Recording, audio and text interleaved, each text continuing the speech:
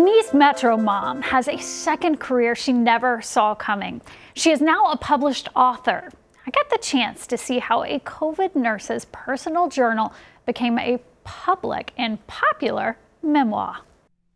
Amidst the madness was the sadness, and Amanda Peterson, an ICU nurse at United, had a front row view. Just the severity of what we were seeing was just unparalleled to anything I had seen in my 14 years prior.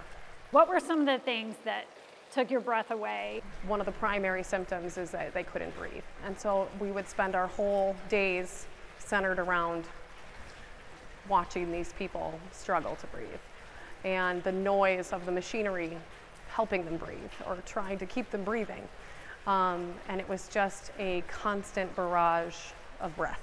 The nurse was also in school to advance her degree, and like so many, she was trying to homeschool. But amidst it all, the healer became a writer.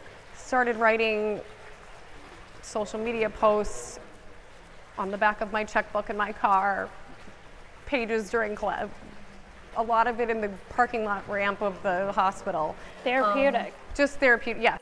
Her words raw and real. Our children were with me for something like 1,000,000 days in a row. Overnight, we had to relearn how to be a family, and I had to relearn how to be a wife and a mother. We had to learn how to be bored. I needed to learn how to do things like clean the house with tiny people uncleaning as I went. I had no intentions of it ever being read or going anywhere. All I wanted it to be for me in the beginning was for something for me to hold. As I got feedback from other healthcare workers, families of healthcare workers, and just the public in general, I started realizing that we all lived a piece of this story. When there's something this big and it affects everybody. Her mom challenged her to reach out to a publisher. Beavers Pond Press of St. Paul picked it up. And now people around the country are picking her words up too. Her private journal is now a public book. Everybody Just Breathe, a COVID nurse memoir of stamina and swear words. She read some of those words to us. I had to learn how to make a 5-minute break feel long enough not to lose my shit. But she kept it together. I had to learn to let go of my plans and perfection and just breathe.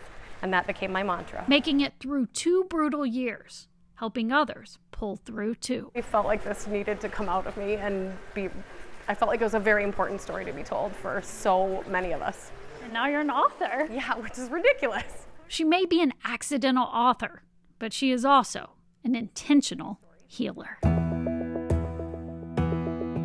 An award-winning Twin Cities baker is back in business. She happily reopened her bakery after a hard battle with cancer. We first told you about the stage 4 stomach cancer diagnosis for Alaboud. That was back in May. Well, recently, WCCO's Marielle Mose called up with her to see how she is getting a very sweet second chance at life. Hey, good morning. How are you? I got your 6. A delicious pickup order of 6 hand-baked toasted almond cupcakes for Jeanette Pruka. It's so fluffy, and she toasts the almonds. I mean, it's to die for. It's been familiar faces filling up Alaboud's Sweet Treasures Bakery in Apple Valley ever since her doors reopened on Saturday. Because she loves cake pops, this is for her from me. Anne was diagnosed with stage 4 stomach cancer back in April. She closed down her bakery to get treatment, where doctors found even more tumors in her esophagus. I went through 8 sessions of chemotherapy, 5 sessions of immunotherapy.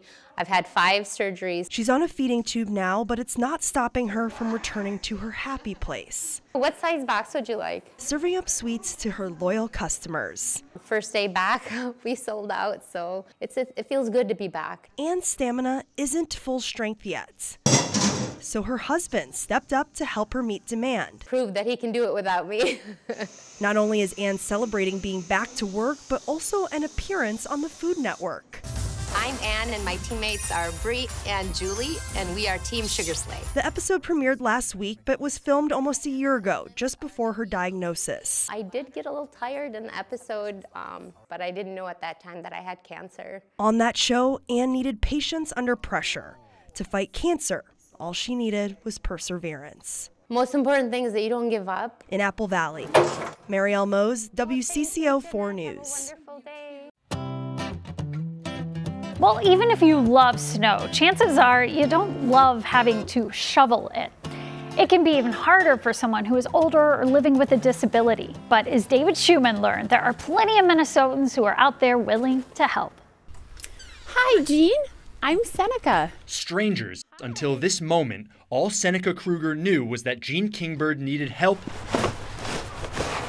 with this. My eldest son, that I'm the caregiver for, uses a wheelchair for mobility. So if that ramp is covered, he cannot leave the house at all. Jean turned to the St. Louis City Snow Angels, a growing Facebook group connecting volunteers like Seneca with other group members who can't shovel all this snow themselves. A good deed with great impact. I'm gonna cry, sorry. It feels very joyful, it feels loving, and I'm very, very grateful. You've given him access to everything, and I think people underestimate how big of a difference that makes. I get so much out of this too, right? Just being able to, like, I don't know, help neighbors. The Snow Angels have no age requirement. A group of wrestlers from the St. Agnes School in St. Paul left practice Tuesday and dug right in.